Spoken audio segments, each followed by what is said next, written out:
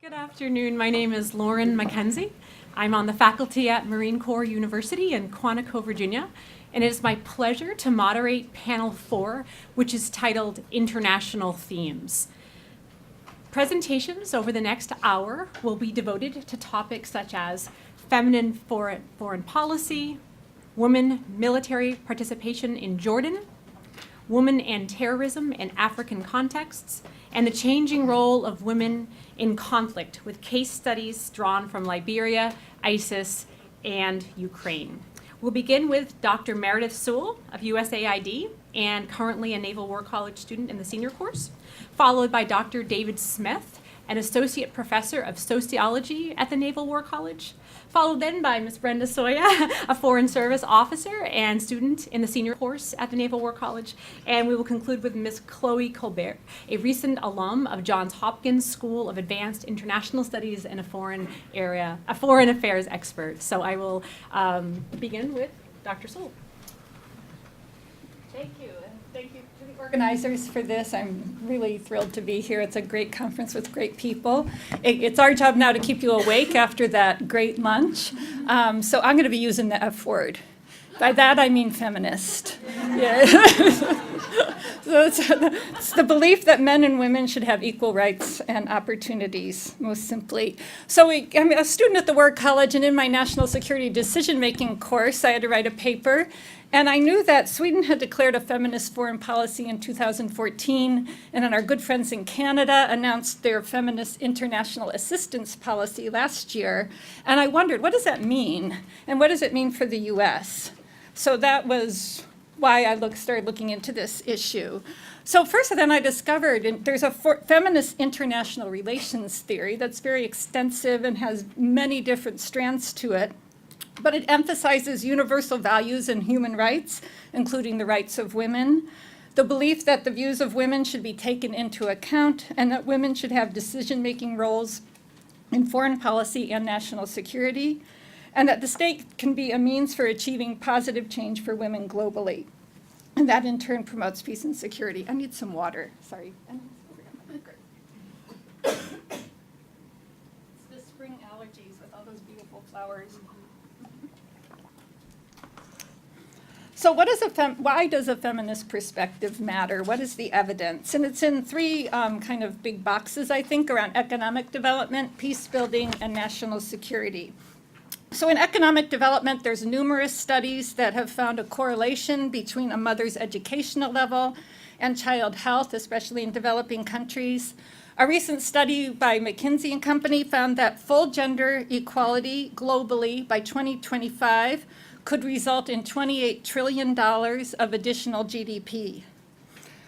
In peace building, one study of the role of women in the peace process found that including women made peace agreements 64% less likely to fail. Other studies have found that gender equality in a country is associated with lower levels of armed conflict within a state. And the best predictor of a state's peacefulness is the physical security of women, or how well women are treated in society. And this was a better predictor of peacefulness than the level of wealth or democracy in a country. So how women treated really matters. Oops, one more. Globally, practices that exert control or even violence over women have been shown to negatively impact national security. One example is bride price, or money or other wealth paid by a man to parents of his bride, which is still a common practice in many parts of the world. It's been found to lead to delayed marriage or even the impossibility of ever marrying in some places. And this has been shown to facilitate terrorist recruitment in places like Nigeria and South Sudan. Another large issue is female infanticide, which is facilitated by new technologies to identify the sex of the fetus early. This has led to skewed sex ratios now documented in 21 countries, up from 6 countries in 1995. That includes China and India. So this is in a large percentage of the global population. This excess of men can increase crime and unrest, but also impacts the quality of life of both women and men. And what is national security about if it's not the quality of life within our countries? So it's a bit of a background, I think is probably very familiar to most of you, the major milestones internationally on gender and women. There were the UN World Conference on Women in Mexico City, followed by the others. The Convention on the Elimination of All Forms of Discrimination Against Women in 1979, that has now been ratified by 189 states, not the US. And of course, the Women, Peace, and Security Resolution 1325, and its 4 pillars of participation, protection, prevention, and relief and recovery. And lastly, MDG 3, Millennium Development Goal and Sustainable Development Goal 5, which is to achieve gender equality and empower all women and girls. So back to Sweden and Canada. I wanted to understand, what does it mean in those countries to have a feminist strategy and policy? So I looked through all their documents describing what they do, and then also the documents that we have in the US on what we do for gender and women, to see what does it mean and what are the boxes. So I put them then into the main boxes I found, which the first one is rights, or women's rights, full enjoyment of human rights, women's equality. The second box is around gender-based violence, freedom from gender-based violence and physical, psychological, and sexual violence. Then there's the Women, Peace, and Security agenda, which is the third one that is important in all 3 countries. The next is participation or representation of women in the political processes, in positions of leadership, in politics, and the private sector.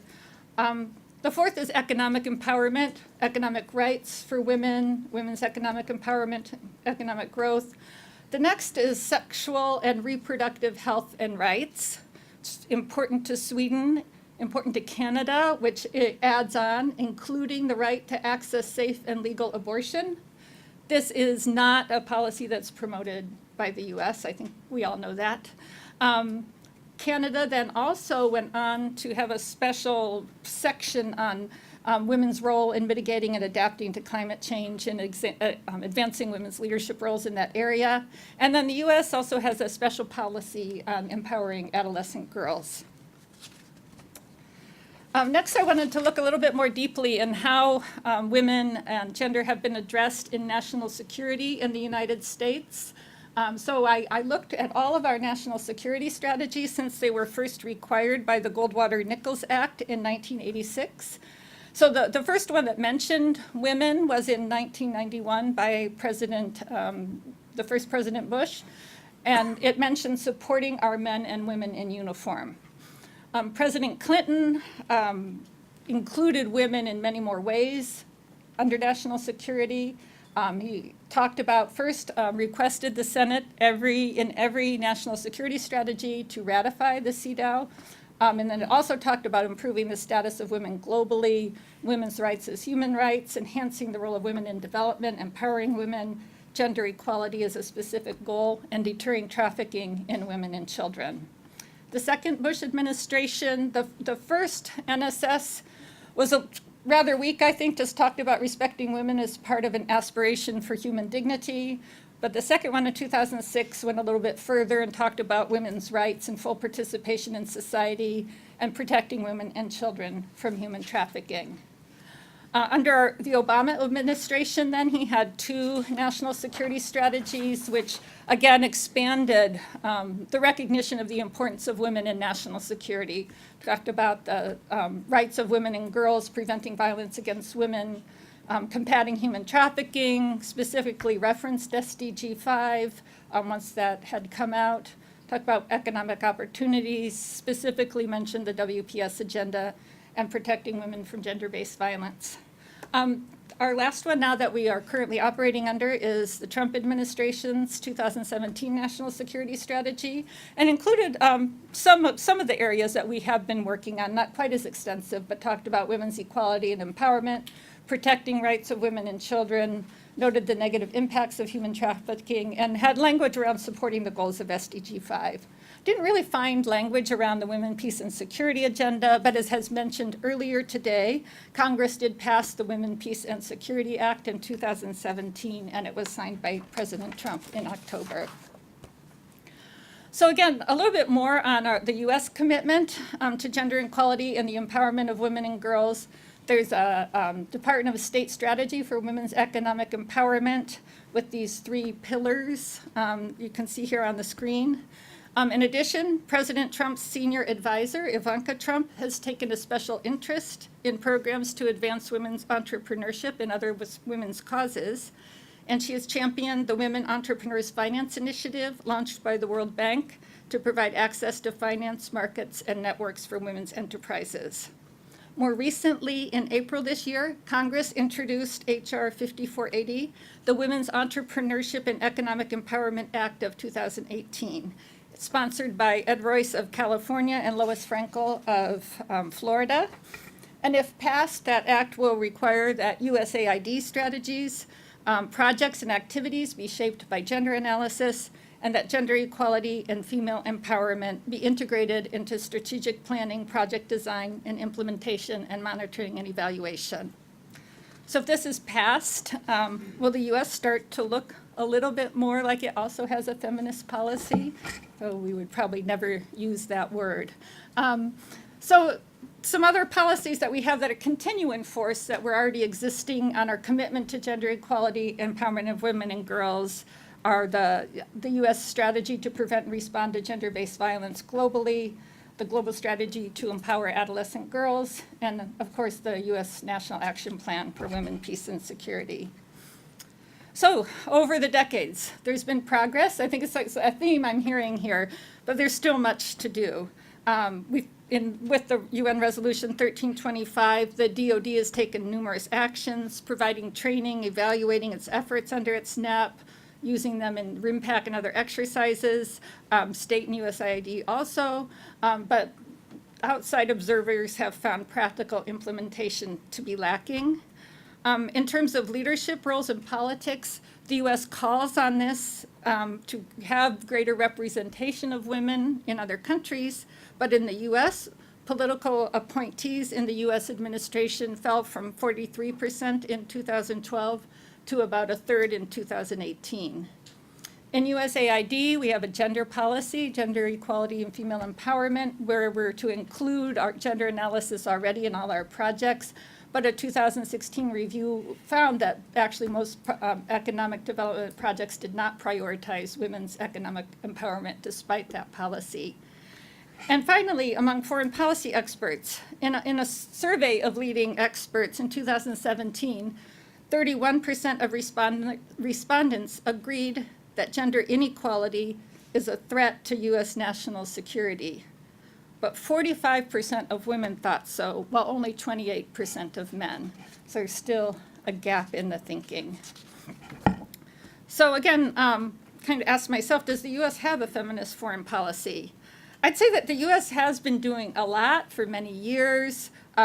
We do even at a much greater scale than some other countries because we're so big. We have much greater resources. And yet we haven't, though, truly prioritized women and gender as being the most important issue we want to address, I think, in the same way that Sweden and Canada have. And we also aren't addressing the sexual and reproductive and health rights. So however much progress has been made, and I think in the era of Me Too, it won't be rolled back. There's still much to do, though, and there's so much evidence that women matter to national and global security, and I include this quote here from Valerie Hudson. I don't know how many of you know her. I've used a lot of her research in my paper and presentation, and I found her books and other research to be extremely useful in understanding this area, especially the book, What Sex Means for World Peace. I highly recommend it if you haven't read it already. So thank you. I'm done.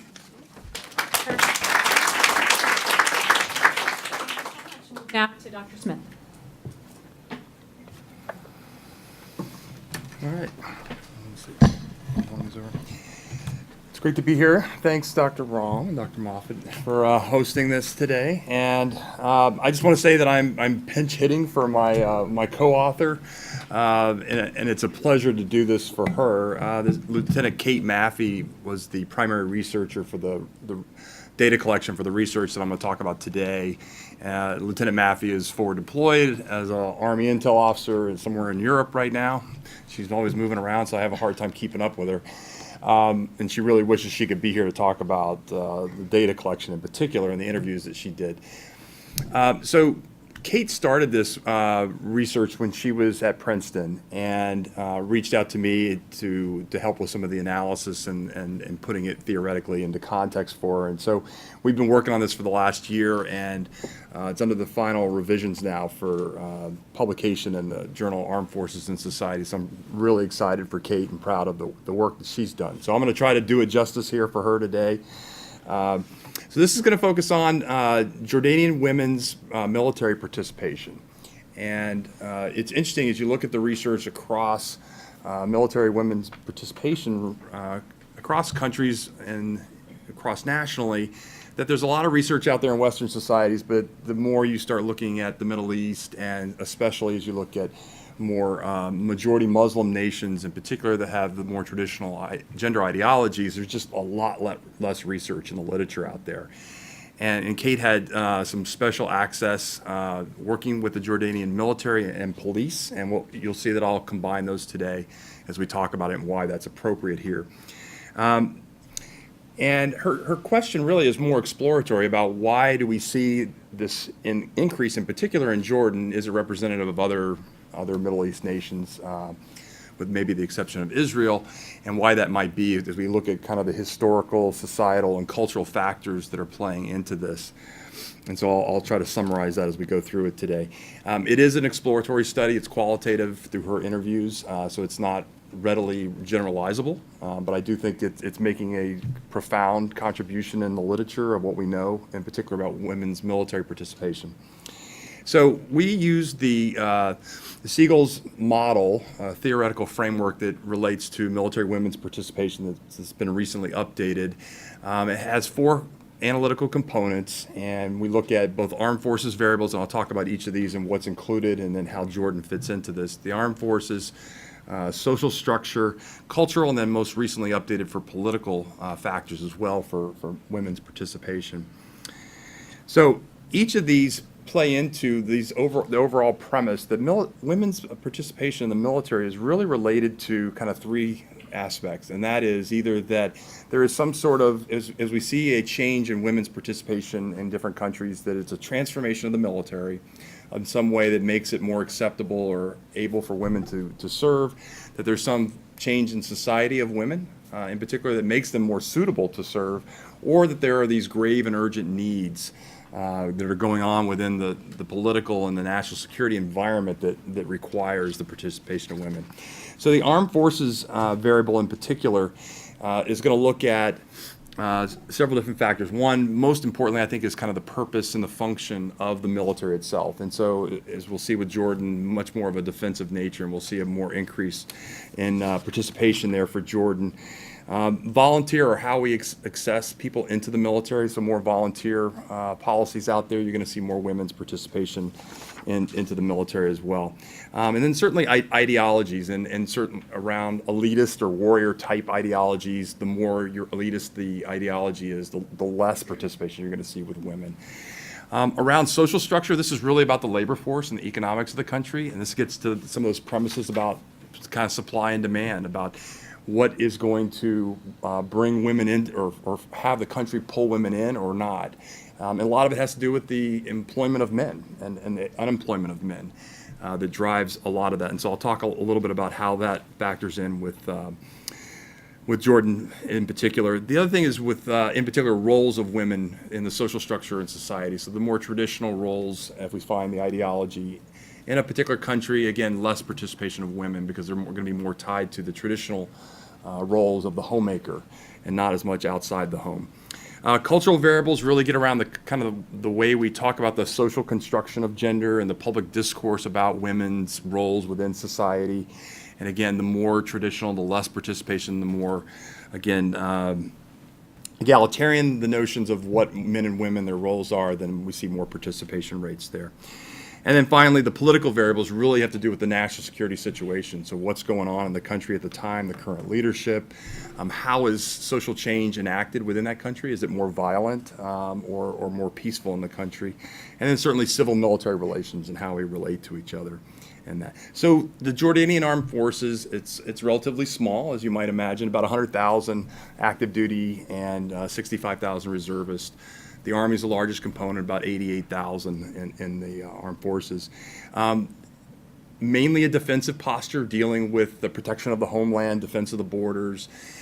So they work very closely with the police, and they call it the Public Security Directorate, which is their police force that does a lot of the coordination on the internal side. So this is why we pulled in for the interviews both the police and the Jordanian Armed Forces into this. Jordanian women have been serving since the 1950s, very traditionally as teachers originally in the military schools. So they were educating the children of military service members, and then later on expanding into some of the more technical and professional capacities around medical services and other professional aspects. Always have had a gender segregated training and administration of women and men. Still to this day is that way. Recently, in 1995, both the police force and the armed forces have created women's directorates. It's called the Director of Military Women's Affairs for the military, and there's a women's police force as well. They're specifically to consider how do we recruit, attract, retain women into the military and the police, as well as looking at how do we advocate for policies there to increase quality of life for them in their service. Women make up about 4% of the armed forces and about 7% of the police forces today. So just to give you a rough gauge of where they are with that.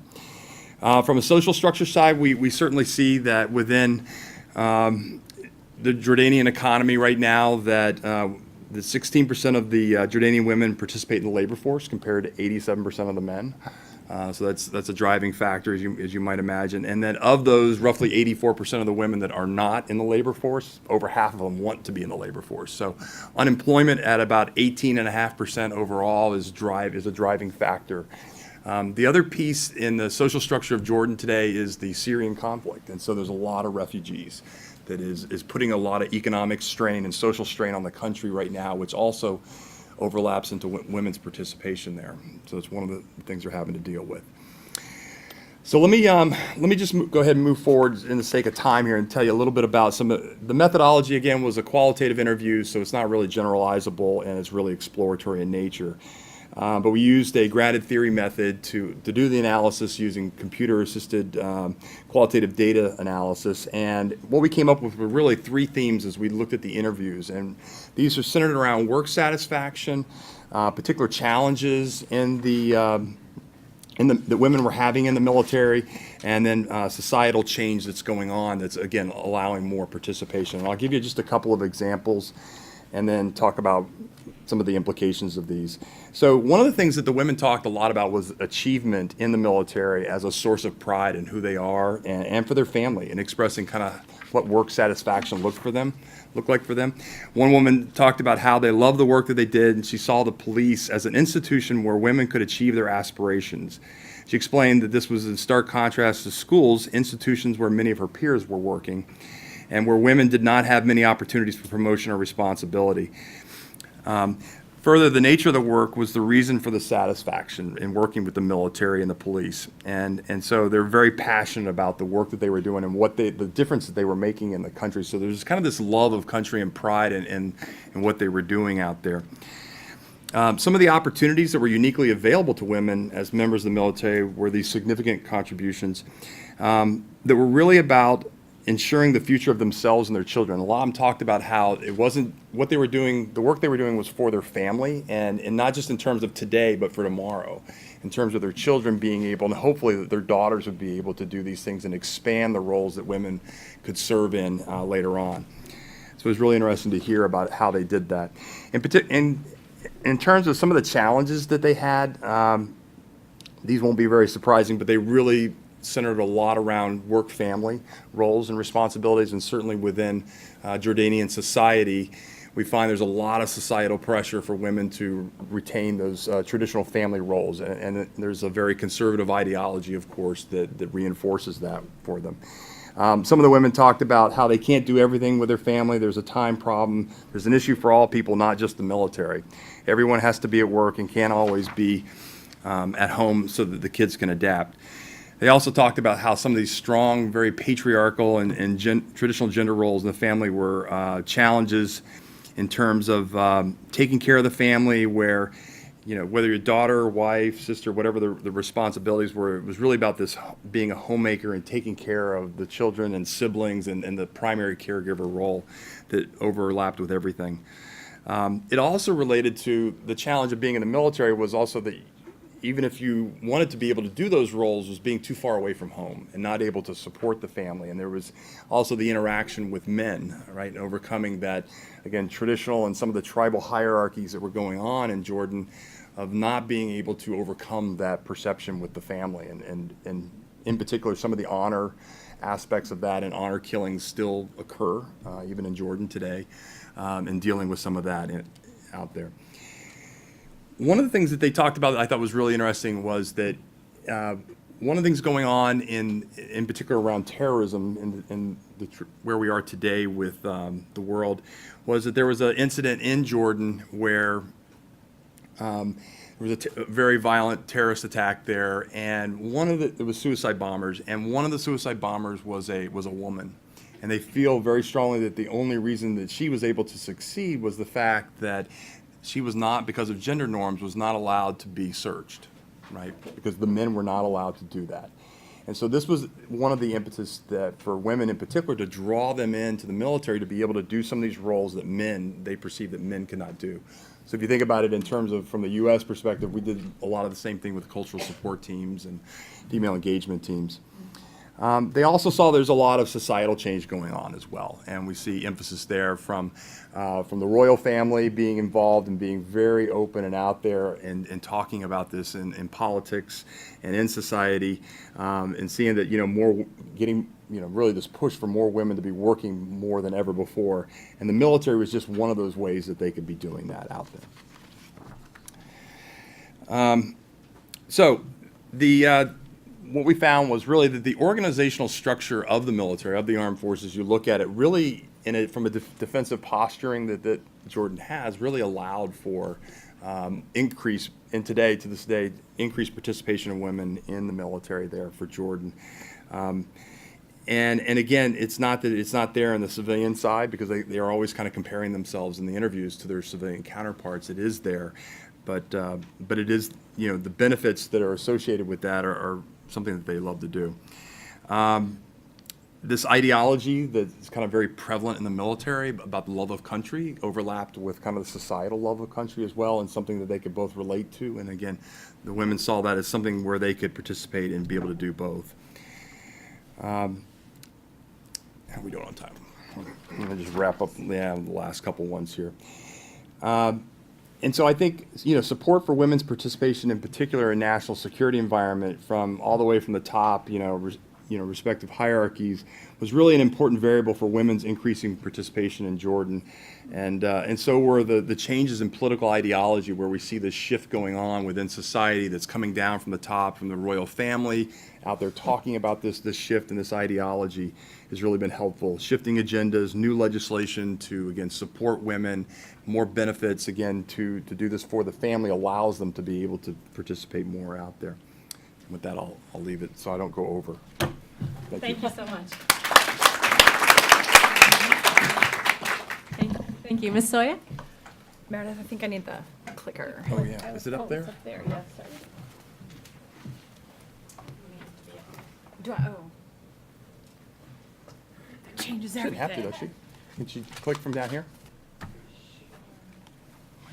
I gotta click from here. If you want to sit. It'll click? I think so. All right. It's just 3 quick slides. Yeah. Okay, so 2, 3 on. Okay. Okay, so good afternoon. Thank you all for this opportunity, and thank you, Dr. Rom, for this opportunity to speak. It's been wonderful learning from all of you. So, all right, who's the doctor? Think about it for yourself. Who's the MC? Who's the keynote speaker? And why do you think And we'll have one in uniform next. And why do you think that? All right, here's the question. Who's the small business owner? This is the one I love because it always gets audiences. It's the woman. Because a lot of women run their own cleaning businesses. And it's maybe them and one other employee, and they often don't call themselves small business owners. And often young people, especially in Africa, think that to be a leader or to be a respected working person, you have to have a phone and a book and look busy and go to an office. So these are all, just turn it off. I just need it off now. Okay. There we go. So did any of these get you? A couple of them, maybe? Woman business owner, who fell for that one? Of course. Particular. Thank you. Thank you for your honesty. Well, so I use these images to show that we all have biases. I certainly have a bias. And when I started learning about terrorism, I realized I have a really big bias. And I think like most of America, in September of 2015, after the San Bernardino terrorist attacks, kind of realized I had never thought of women as being terrorists.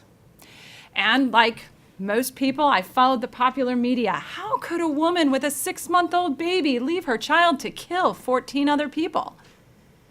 And then I stopped to pause and realized, how can a father of a 6-month-old baby kill 14 people? And when you start looking at how our biases play out with terrorism, you realize the complexity of the many roles that women have with terrorism. We have a very limited view of women as victims of terrorism because of a strategic blind spot. This blind spot keeps us from understanding the complexity of women and terrorism and the multiple roles that women play as perpetrators, victims, resistors, and solution finders. This is important because these blind spots keep us from employing women in all aspects of our countering violent extremism or counterterrorism programs. Policymakers can't be effective without understanding how their programs and strategies affect genders differently, and sometimes that blind spot can lead to worse or unexpected outcomes. So I'm going to talk about those 4 roles as victims, perpetrators, resistors, and solution finders, put it into an African context, and give you kind of a bigger picture takeaway. So I think most of us are conditioned to see women as victims in terrorist or in violence. We also are conditioned to see women as peaceful, not causing harm. Peace, I think someone this morning was mentioning peacemaking. When we speak about violence, women are victims. They're moved as refugees, they're beaten at home, they're forced to leave a family when there's an absent male head, often looking for another job. Women are sex slaves for terrorists. They're beaten. They have to live in occupied cities. They have to provide for fighters living in their homes. And often they are forced to join. But women are also resistors. With the Islamic State, we learned about the Yazidi women. After over 6,000 of these women were taken, 2,000 women were taken, most of them were raped, abused, held as sex slaves. They joined together and formed an actual militia, taking armaments to fight and resist the Islamic State. Hannatu Mai from Nigeria joined a vigilante group to fight off Boko Haram.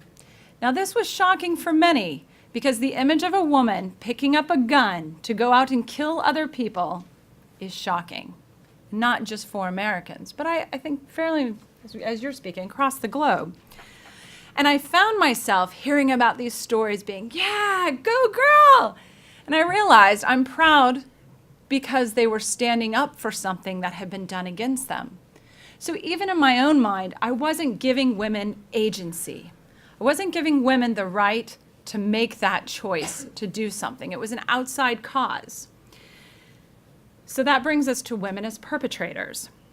Women in the West have supported terrorism with money, recruitment, travel, even joined marriages to give partners citizenship. Women have carried out attacks. In 2014, Boko Haram averaged 2.4 suicide attacks per month, and many of these bombers were girls. The youngest was 14 years old. Brookings Institute published an article that was kind of in the beginning of my research and got me thinking.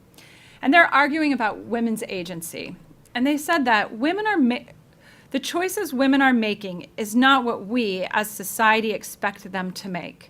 Because we believe that these groups are only offering, these groups meaning terrorist groups, are only offering opportunities that bind women, enslave women, and exploit women. Yet for many of the women who are actually joining these groups, they see it as a form of empowerment, liberation, and an opportunity to live in a society with a system that they subscribe to. So how we frame in our own mind the choices that women are making also affects how the policies we implement. And women's roles with terrorism are complex. And with each terrorist group, whether it's IS or Boko Haram or Al-Shabaab or the group in the Philippines, it's different. It's different based on society and culture and beliefs and values. So women also play a role as solution finders. And I was asked why I don't call us problem solvers. I believe that problem solving is kind of a quick fix here and now, and the terminology solution finder really enforces the idea of a long-term solution and a lasting change. So women as solution finders are, I lost my place. So Lawrence Schoberg and Karen Gentry argue about gender assumptions that we have about motivation and recruitment that lead us to equally gendered counterterrorism policies. So understanding that if we see women as peaceful, motherly, collaborative, we immediately assume they'll have the perfect solutions. And I was taught this when I went and volunteered in Swaziland in 1997. My mentor told me, give money to the women's groups, never to the men because they drink it all. And studies have shown, and it's a fairly common development fact, that when you support women's groups and build their prosperity, education, control over resources, and give them a political voice, society itself develops and is improved. So when I worked in Burkina Faso, our immediate reaction, so I was there from 2014 to 17, and we went from we went from no violent extremism and terrorism to being a red, high alert country. So that also means a lot of money comes in for programs. So I started working with partners, and we immediately were saying, okay, we got to meet this women's group. Let's go meet them at the well. And we immediately saw women's groups in the vulnerable area as the solutions. And in reflection, I realized, well, I was completely blind to the idea that women were potential terrorists. That maybe some of these women actually were happy to have their sons go out as martyrs. And that changes how we approach policy and the solutions. So what does this all mean in Africa? Africa is a very challenging environment. There's conflict, political instability, food insecurity, lack of economic opportunity. There's 18.5 million people as refugees, asylum seekers, internally displaced people, and stateless persons. The conditions that push people to terrorism, like anti-West sentiment, financial rewards, revenge for the death of a family member, touch men and women equally. But in society, women are actually more isolated. They're not seen as equal. They don't have the same political, legal, education, and economic opportunities as men. So if we're saying men become terrorists because they don't have jobs, well, what about women who are in those same communities who aren't targeted with job programs? Are we actually helping the problem? So when it comes to terrorism and thinking about these roles, in Africa, there's also the different cultural perspectives of women that are affected, I guess, by region and culture. For example, in Nigeria, where girls were kidnapped by Boko Haram, women were seen by Boko Haram as expendable. Strap on a suicide vest, let them go, we need more attackers, we can get media. in Somalia, where women have gained social position and respect through the 90s, there are many Somali women diaspora who are more than happy to support al-Shabaab, even though al-Shabaab doesn't need them to do any of the, I'll say, the kinetic or actual carrying out the terrorist acts. There are women living under al-Qaeda in the Islamic Maghreb, so that's in the Sahel Desert, who are there by choice, are there by force. It was their home and the terrorist group has moved in. There's, as you were saying, there's almost no studies and there's almost no way to know what that situation is like for them. There's also refugee camps, which are known to be fertile ground for terrorism. So what are we to do, right? Everyone's like, this is drastic, this is terrible. There's hope. There's always hope. And there's always things that we can do. I think the first step is to be aware about the different roles that women take and to be aware of their agency. One of the speakers this morning said women are agents of security and of insecurity. So we need to treat women with the same agency as men. They live in the same communities. They have the same complaints of isolation, lack of jobs, as men do. And so trying to reach to the actual cause of the problem is the first step. Also, women are often highlighted in media, as I mentioned in my example. So they'll be sought out and forced into terrorism acts just to raise the media awareness of these terrorist groups. And also treating them by equal, we need to look at in our demobilization programs and how we support foreign fighters and brides who are returned. They need full community support. There was an article about Sierra Leone after their war. The demobilization program only helped young men find jobs. 10 years later, they're finding that women who had fought were completely isolated and no longer part of the community, and therefore their children who are now in their teens are completely isolated. And so a bad policy is now causing a bigger social problem. A second recommendation is that women need to be part of the design of the program. So as I was designing countering violent extremism programs in Burkina Faso, I sought out a key partner of ours, Hawa Bissiri, and she ran a program called ICRA, which did literacy for imams of Quranic schools. And Quranic schools in Burkina Faso mean I've memorized the Quran, I'm now going to have children come to my house and I'm going to teach them what I've memorized. And so her literacy program brings in basic literacy and basic math. So a very wise woman, she met all of the US government standards. And our clear target was young men of a certain age in vulnerable communities. But Hawa knew the importance of helping women and targeting women, and that illiteracy in Burkina Faso for women is 60%. But the American government criteria for the grant did not talk about that. So what did Hawa do? She designed these programs to meet all of our criteria, and while the imam was teaching the young people out in the open compound, the women were cleaning the rice and the dishes and doing what they always do, but they were next to the school. They were watching and learning at the same time. And Hawa was able to then build in results and evaluations about women becoming literate and has now succeeded in getting a further grant just to target women in these vulnerable communities. And I never would have thought of that. And I don't think my AID partners would have thought of that either. The idea is coming from someone who's organically in the community, knowing exactly what their needs are. My last recommendation is that women need to be part of the counterterrorism kinetic response. And I think it dovetails with what Dr. Smith has been saying. There are very few women in the armed forces in Africa, and those that are tend to be in medical or administrative. And so they're not out there in the community, and CivMil programs are not working with women. And so we're missing that important part. So as the US forces work with mill-to-mill exchange, we also need to promote women in the military. And you also gave the example of the cultural support teams.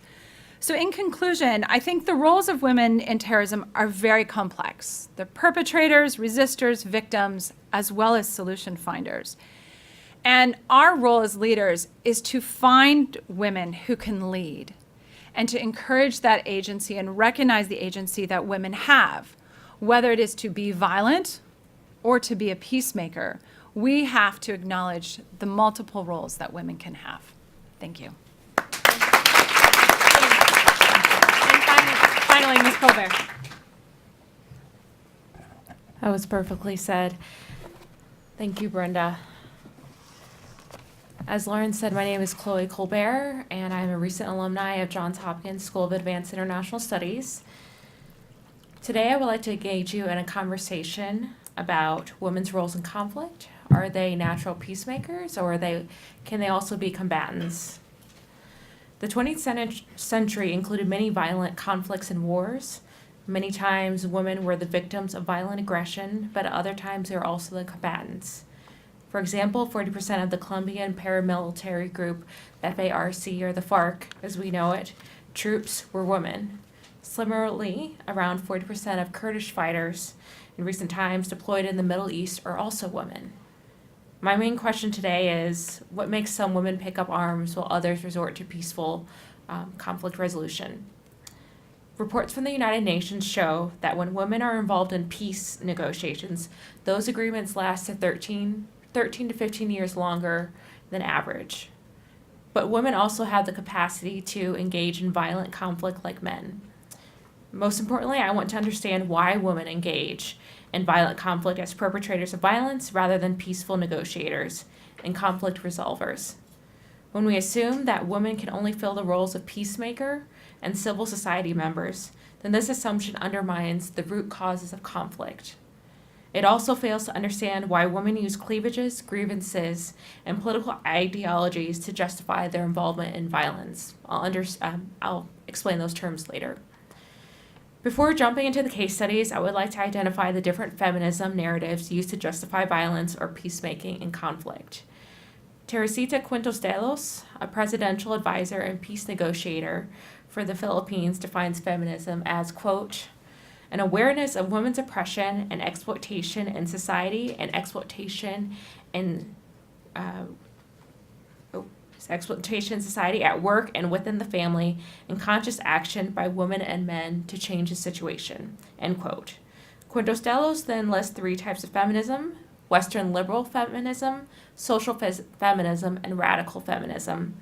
For the sake of brevity and for the sake of the case studies, I will only define Western liberal feminism and socialist feminism today. Quintos Delos states that Western liberal feminism is, quote, focused on gaining equal opportunities for women, end quote.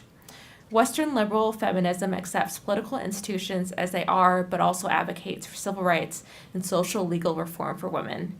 On the other hand, socialist feminism, quote, emphasizes the importance of class systems and economic relations of capitalism, which interact with patriarchy to bring about women's subordinate status, end quote.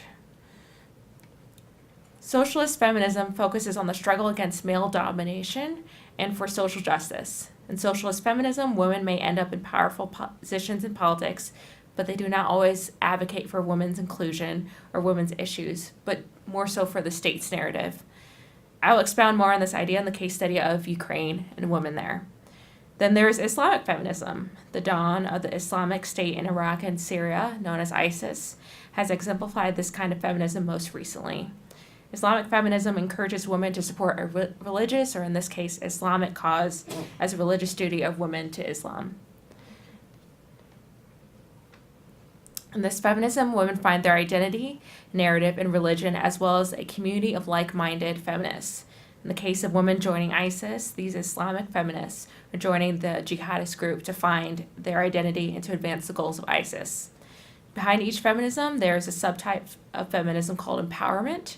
Though the expressions of empowerment are different, women are continuously pursuing recognition and significance within social and political structures. Now on to the identity narratives. And identity narratives how women define themselves and their influence in their communities. Identity narratives can empower or cripple women. They give women agency, or leave them bereft of influence. Identity narratives motivate women to join conflicts or to resolve conflicts because they find their identity within their choices. Cleavages, grievances, and nationalism influence women's identities narratives. They are the forces that push or pull women to different sides of the conflict. Cleavage is a critical division in opinion, beliefs, or interests as leading to opposition between two groups. In conflict, women use cleavages to bond to the one party that identifies with their identity narrative. Cleavages push women to join conflict either as a combatant or a peacemaker. A grievance is a real or imagined wrong or other cause for complaint or protest, especially unfair treatment. Grievances pull women to join the conflict as combatants or to advocate for peace. Grievances are also the underlying factors for extremism and radicalization. They both significantly impact women's roles in conflict. Following this, it is important to consider the role of nationalism in informing a woman's identity and how it influences her agency in conflict. First, nationalism is defined as patriotic feelings, principles, or efforts, as we know. Thus, women use nationalism to inform their identity as it exists within the state's identity.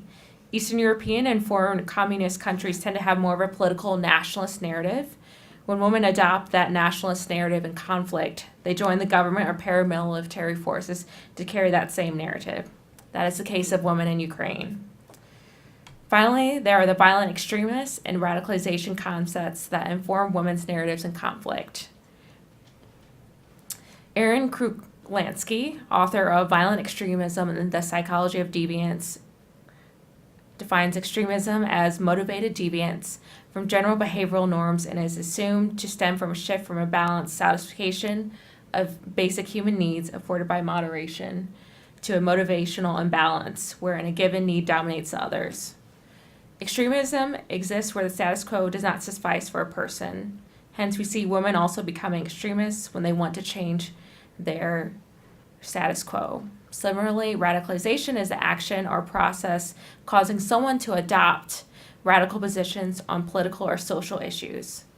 Women, like men, have also suffered political and economic marginalization and are more likely to become radicalized. Let's get to the case studies. First, there was Liberia in the 20th century and in the 21st century, In 2003, Liberia ended its second civil war, ending in a peace agreement between Charles Taylor and the opposing warring parties. This peace agreement could not have happened without Liberian women.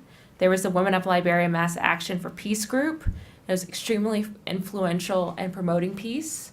They helped to ensure that the peace agreements went forward and that the peace talks went forward by actually locking in the men into the building. They would not let them leave until they had agreed on a peace agreement. Similarly, they were also influential in disarming and reintegrating men into society.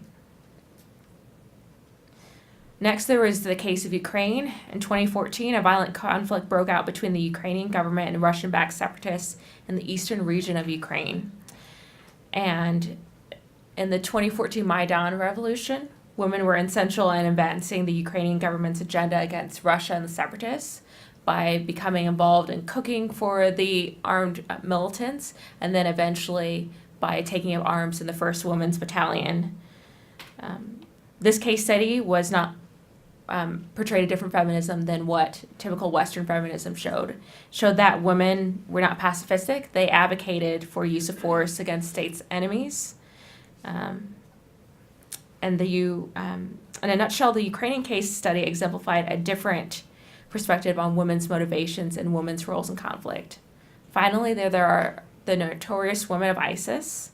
Beginning in 2014-2015, women around the world were joining ISIS as jihadis' brides and also as radicalized combatants in Syria and Iraq. They found a new narrative in ISIS. They found a narrative of a religious identity, a new identity narrative of sisterhood with other fellow ISIS members that were women, and the romanticization of jihadist life under ISIS. On the flip side, there were the Arab women advocating for a peaceful resolution of Syria's civil war. Top-level negotiations at the UN regarding Syria included more Arab women each time. There's even a women's advisory committee. In conclusion, we must remember that from now on, we cannot assume that women will always choose to make peace in each violent conflict. Women will make choices in conflict that best serve their needs, their narratives, and sometimes the state's narrative as well. But we should not forget how invaluable women are in peace negotiations. So where do we go from here? Wrapping up, we can know that each state needs to begin at the local level, including women in more cross-table negotiations and discussions. Then there needs to be a rule of law revolution. They need to codify laws that protect women from violence, as well as ensure women are empowered by the law. And finally, there needs to be a security sector reform, more women, as my colleague mentioned, David Smith, that women need to be part of the security sector in the military and in the police to help deter conflict.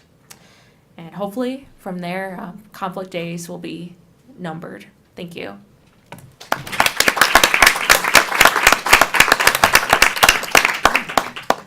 Excellent. I think we have time for several questions. Any questions from the audience? Yes, please, Judy. Gordon, I have a question for Brenda. What experience, or in your experiences, what have you found with regard to programs that seek to de-radicalize women who have been caught up in conflicts like the one you were talking about?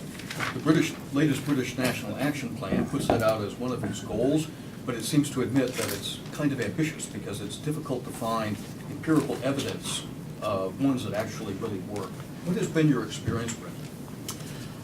Thank you for the question, and unfortunately, I don't have an expertise in that area because the situation where I was working in, it was still trying to keep people from being radicalized, and so we didn't have the kind of the de-radicalization process. In the readings I've done, it's quite controversial because you can't target, for example, a Muslim community for de-radicalization because then you're targeting a group based on a religious belief. And so I attended a workshop a few years ago about like what the United States was doing with returned fighters. And it was very specific to a city and to a community. And I know that we sent some Burkinabe on an exchange program to Minneapolis because of the Somali community there dealing with extremism.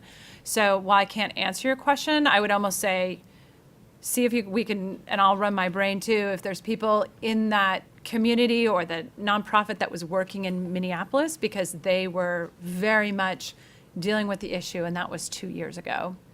Great, thank you. Yeah.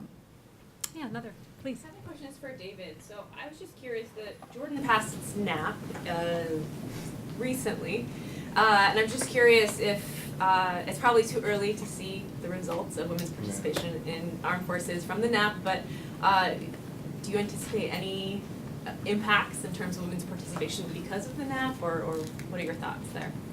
I haven't read the new one that was just passed, and so I don't know if I can speak to that one in particular. But everything else we're seeing with the movement there is toward increased participation. Really kind of the biggest challenge they're having right now is around the Syrian conflict and the incredible economic strain and political strain it's putting on the country to kind of balance. There's this public discourse to make social change in the country. At the same time, you're trying to do economic reform and dealing with this, and I mean, depending on, it could be over 1 million refugees there, depending on who you believe in the government there. So I think that's one of the things, the greatest challenges they're dealing with right now. And but there seems to be, again, from an ideological perspective, movement in that direction to do that. And again, it's hard to compare because there just aren't a lot of other countries that are willing, or there's research been done there to compare that. But sorry, not a very good answer to your question. Any other questions? Yes, please. I have a question for David. So, and actually Brenda as well. When you were bringing women into the armed forces and law enforcement and engaging them to, promote or enhance security, do you target them like you target the men, or do you target them with different programs that might be more suitable to them? First shot. Sure, I could say, so working as a public affairs officer in the embassy during March, which is Women's Month, there was also a military exercise going on called Flintlock. So what we did is we brought, this is terrible, the 8 women in military who were involved in the entire Flintlock exercise to the embassy, and we also invited about 150 young women of high school age. Some of them were in high school and some of them were not in school at all. And we just opened up a panel discussion and let the military women talk about their experiences, what they did, why they chose it, what their family thought about it. And it was great because it was a really candid discussion. Like, one of the girls asked, "Do you use the same toilets?" Like, you know, and you recognize this 16-year-old had a terrible fear of sharing a bathroom with a man for whatever her upbringing or background is. So I think for me, that was kind of one of the most effective ways, was just to allow an open conversation happen. And then as an embassy working with the Defense Attaché Office, we just try to make sure there's a message of like, hey, are you involving women in this? Hey, we're doing a workshop. Do you have women signed up for that? Exchange programs. Hey, we need to bring a woman in on that exchange program. I think Soya was talking about how do you get that 25%, you know, to change, you know, on your exchange or your seminar or whatever. And so that was a very kind of active outreach.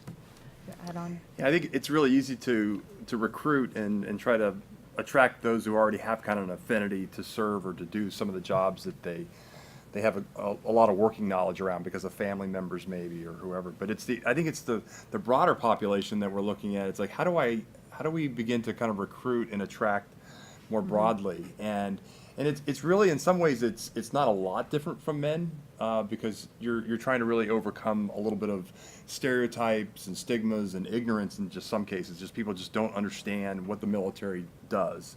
Yeah. How do we do the day-to-day business of who we are and what we do, and then with using that understanding that, I think from the gender perspective in particular, that all right, so not everybody has a gun and is out there to kill somebody, right? Or that's just not the sole function of every single person in the military, that there are broader functions there.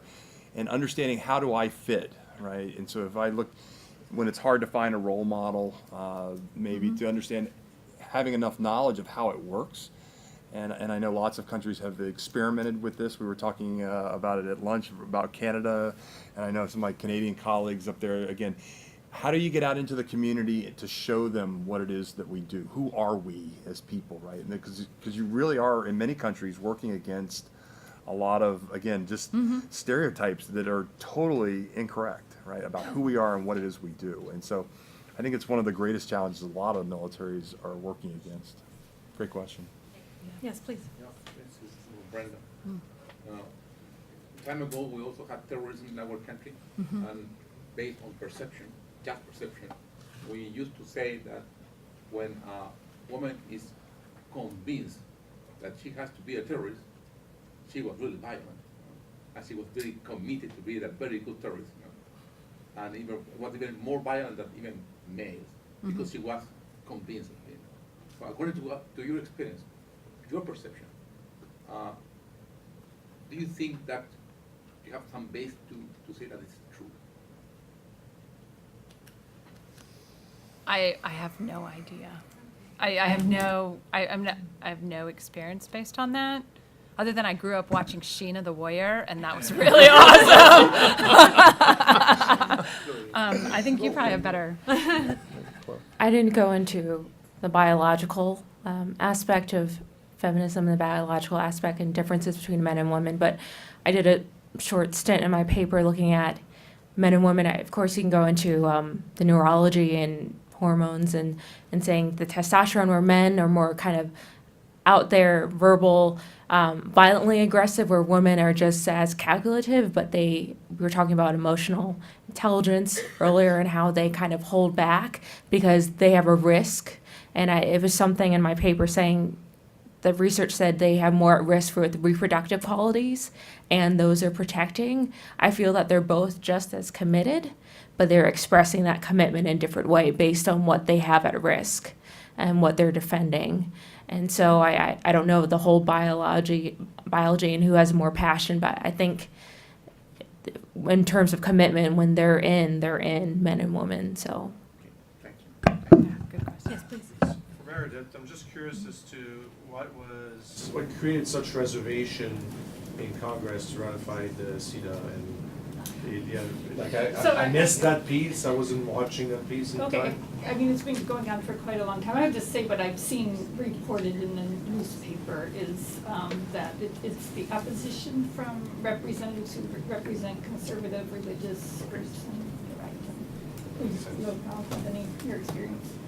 Yeah, that, and there are certain things in it, it's an interesting document, and just to ratify it, you'll find a lot of what's in there we already hold as inalienable rights. Yeah. Here in this country, it's written down in our Constitution and our Declaration. Yeah. And so there may be a little, along with what you're saying, absolutely, Mary, there may be some of that sense when it's read, it's like, well, don't we kind of already have this? And then there's like plus, like other just, Yeah, a little bit about, it's more like, complex than I'm making it. and yeah, well, I absolutely. think a little bit too, just like, don't want to ratify anything of the UN because that like takes away our rights in some way, even Yeah, if it's we would like do all those apology, things yes. anyway. Yeah, it is, yeah, we very complex. Do we have time for one more question? Anyway, thank you. So, one of the kind of interesting things that I'm looking at between all the panelists, and I'm posing my question to the panel, is this understanding that we kind of take for granted women's dual nature, and we take for granted our own perceptions of our own agencies and our own choices, and how we are looking at our lives and how we make those choices. And so when we look at women in security, we look at women in terrorism, where do we see some of the, I mean, you touched on it, but what are some of the more concrete ways that we can adjust understanding the fact that women aren't just peaceful, or women aren't just warlike, when we try to respond to these issues of trying to include women, but also use them as solution finders, as Brenda put it.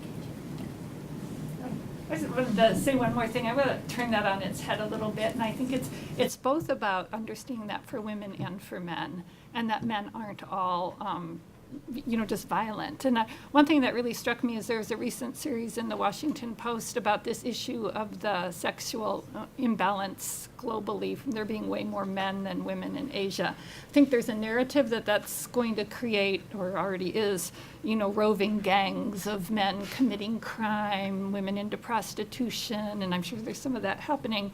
At the same time, the men they interviewed for this article who talked about how sad they were that they weren't able to get a wife because there's so many fewer women, and they don't have the economic means to get a wife and to fulfill those roles that they really wanted to have a wife, they wanted to have children. It was just interesting. So they weren't going off and marauding, but they were just incredibly sad. And that violence against women in aborting all of these girl fetuses just because they're girls and what it's creating in the world, yeah, so I'm just saying, like both on the male side as on the women's side. Let me let you address the women's side more. I was going to say, one of the things, so with the images I first showed, I use often when I'm doing training for English teachers, and when I'm working with a group we call the Young African Leaders. One with English teachers, and I think you can monitor your own conversation. How many times do you say judge he, the policeman he? Or in my case, well, the ambassador, he, whether you don't know the ambassador is a male or a female. And we tend to refer to things in the male. And so when I was working with English teachers, I said, well, talk about a doctor and then say she. Talk about a scientist and say she. And just change how you talk with your students in teaching them language. No scientific studies, no great stories, but we felt like just having people realize how often they referred to professions, and in particular in Africa, women are nurses, men are doctors, and switching that around would help open up opportunities for young people to see themselves kind of in other jobs. And I just think kind of monitoring our own conversations and how we say that. And I also just go back to, and a lot of it comes out of USAID, it's really when you're doing a program or your work, you want to design some sort of community program, or you're working with it, bring in people from that community and ask them how it works for them. How would they change it? How would they adjust it? And, we call it, like in marketing, you bring in your target audience and your focus group to really go through it, because they bring in perspectives that you that you don't think about. They bring in problems that you may not even have realized were problems. Yeah. Quickly add to the middle ground and to tag off of that. We live in Western America, and I grew up in a Western background, but going to non-Western countries where there's a cultural difference, or non-democratic countries, and you don't have the freedom of expression, or there's a lot more repercussions, I would say that middle ground of not, if you don't have to be a peacemaker or a protester or a violent perpetrator, I would say it's kind of the peaceful ground of being an advocate. We see a lot of use of social media and spheres where women can have that stance, and they don't have to be out there on the streets. They don't have to be picking up arms. I would say being an advocate, whether that's a legal advocate or just someone who's leaning into the conversation. But that, of course, is coming from a Western capitalistic country where we have freedom of expression, and not from some of the case studies where it's former communist countries or authoritarian structures or conflict zones.